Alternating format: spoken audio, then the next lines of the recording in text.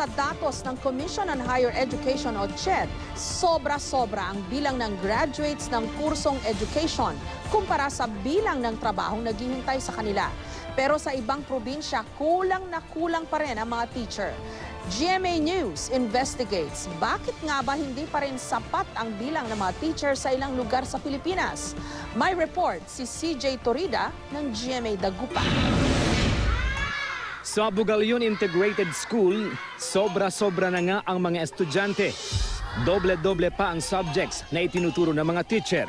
Para mabigay din po natin yung quality education na hinihingi nila, dapat din po ibigay din po ang mga needs ng bawat school. Yung competencies na dapat ibigay sa mga bata, baka hindi ko po napupunan po kasi hindi ko naman po yun major. Bagamat nagbigay na ng teacher items ang DepEd, ayon sa pamunuan ng paaralan, hindi pa rin ito sapat upang matugunan ang dami ng bilang ng mga estudyante.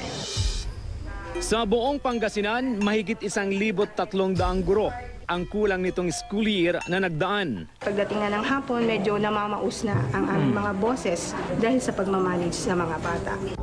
Problemang taon-taon ding dinaranas ng marami pang paaralan sa buong bansa. Pero talaga bang may kakulangan sa mga guro? Sa datos ng Commission on Higher Education o CHED, maliban sa Business Administration at Medical and Allied Health Professions, kasama ang Education and Teacher Training sa mga kursong may pinakamataas na bilang ng mga graduates sa kasalukuyan. Sa katunayan, umabot sila ng mahigit 65,000 ngayong taon. Samantalang mahigit 33,000 lamang ang trabahong naghihintay para sa kanila. Ang problema ayon sa DepEd at Department of Labor and Employment o DOLE, karaniwang hindi tumutugma ang mga graduates ng bawat rehiyon sa pangangailangan ng kanilang lugar. We have a lot of teacher education institutions producing a lot of graduates every year. You should have a prior consultation para maawa naman kayo sa inyong estudyante. Kung marami na masyadong kukuha ng ganung major, please naman advisean nyo na wala ng opportunity. Si Agnes Beduya ng Davao City halimbawa, mahigit 1 taon ng graduate, pero wala pa ring trabaho kahit pa board passer siya sa licensure examination for teachers o LET. Discouraged din kasi maraming nag-a-apply pero konti lang ang natatanggap. Ang dahilan, di raw kasi nag-uusap ang lokal na sektor ng industriya at education institutions ayon sa International Labor Organization o ILO.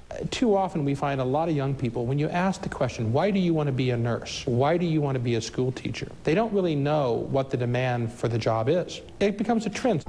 Kaya naman ang Davao City, halos 4 na beses na mas maraming education graduates kumpara sa buong probinsya ng Pangasinan. Nasa 791 lamang ang education graduates sa Pangasinan nitong taon, samantalang nangangailangan ang probinsya ng mahigit 2,000 mga guro ngayong pasukan.